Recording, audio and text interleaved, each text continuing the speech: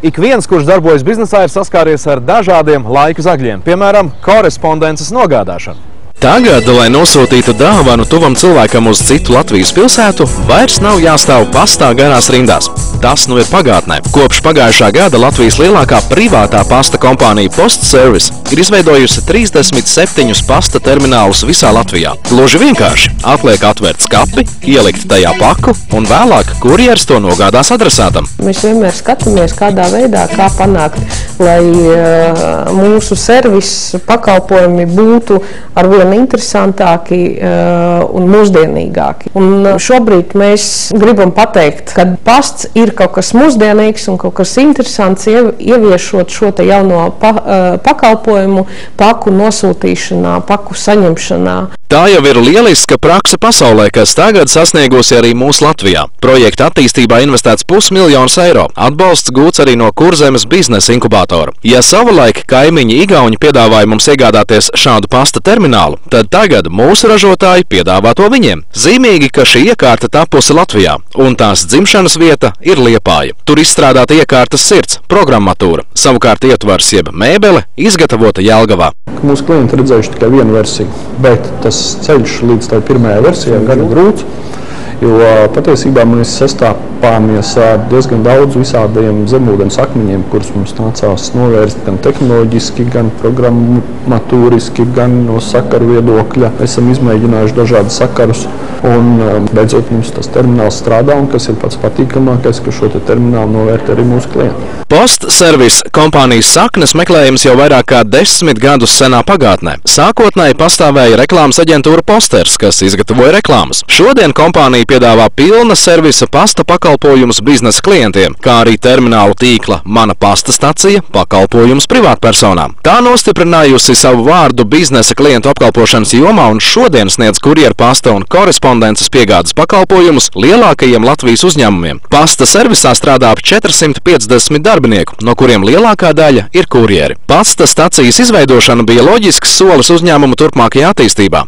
Rīgā šādas pasta stacijas ir 8. Galvenokārt tās izvietotas lielveikalos, ar domu, ka pa ceļam uz mājām no veikala lietotājs būs iegādājies ko jauku, ko varētu nosūtīt kādam pa pastu, piemēram, dāvanu. Šādas pasta stacijas lietošana ir gauži vienkārša. Uz skārienjūtīgā ekrāna izvēlamies lietošanas valodu un izmantojam opciju nosūtīt sūtījumu. Vēl iepazīstamies ar pakas sūtījuma noteikumiem un sarakstu, ko nedrīkst sūtīt. Tie parasti ir ātri bojājušies ēdieni, narkotiskās vielas un dzīvnieki. Tālāk uz ekrāna izvēlamies pilsētu, uz kuru paku sūtīt, un pasta stacijas adresi. Izvēlamies pasta skapja nodalījuma izmēru, jo no tā būs atkarīga sūtījuma maksa. Tas nozīmē, jo lielāks skapja nodalījums, jo sūtījums būs dārgāks. Nodalījumu izvēlamies pēc pakas apjoma. Pēc tam ievadām saņēmēju mobilā telefona numuru, jo, kad paka pienāks adresāta pasta stacijā, saņēmējs saņems izziņu ar pieejas kodu sūtījumam. Tālāk pārbaudām visus ievadītos datus un apmaksājam sūtījumu ar bankas kartes palīdzību gluži kā bankomātā.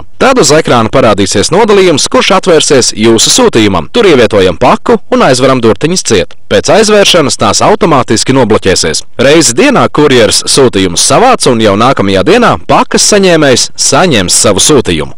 Ļoti bieži uzdot jautājumus tieši par drošību, tāpēc, ka cilvēkiem varbūt nav īsti tās uzticības par to, kas tas ir, kā tas darbojās, kas notiek, kur man tagad tā mana paka aizies, kas ar viņu tālāk notiek. Par drošību var pateikt, ka visi sūtījumi noteikti nonāks līdz gala adresātam, tādēļ, ka visa pasūtījuma administrēšana notiek elektroniski, tas viss notiek automātiski, un kaut kādas, drukas kļūdas vai tam līdzīgi, tas principā tiek pilnībā izslēgts. Par pašu skapi arī var pateikt, ka visiem nodalījumiem ir elektroniskās atslēgas, kas tiešām ir ļoti drošas. Pakas ievietošana aizņem pāris minūtes. Tas ir ērti, jo ātri. Pasta stacija darbojas tik ilgi, cik lielveikals. Tas nozīmē, ka jums būs arī ērta piebraukšana un nodrošināta autostāvvieta. Ja kādu iemeslu dēļ nevarat izņemt sūtījumu, tad to bez personu apliecinošiem dokumentiem varēs izdarīt jūsu uzticētā persona, izmantojot izziņā atsūtīto pieejas kodu. Sūtījuma cena ir lētāka nekā pastā, jo jāmaksā tikai par izmantotā nodalījuma izmēru, nevis par pakas svaru. Bija viens sūtījums no Alūksnes uz Rīgu, kur pašā lielākajā nodalījumā mums bija ievietots liels maiss ar kartupeļiem. Kurjeram bija mašīna nolikta diezgan tālu, un tad rezultātā viņš bija diezgan nopūlējies, kamēr viņš to lielo maisu dabūja līdz savai mašīnai, bet uz Rīgu mēs viņu atvedām. Un cilvēks tos kartupeļus saņēma, tā kā ir paēdis. Šobrīd pasta stacijas izmantošanā aktīvākie izrādījušies tieši liepainieki un jelgavnieki, taču arī pārējās pilsētas pamazām apgūst šo inovatīvo pasta pakalpojumu.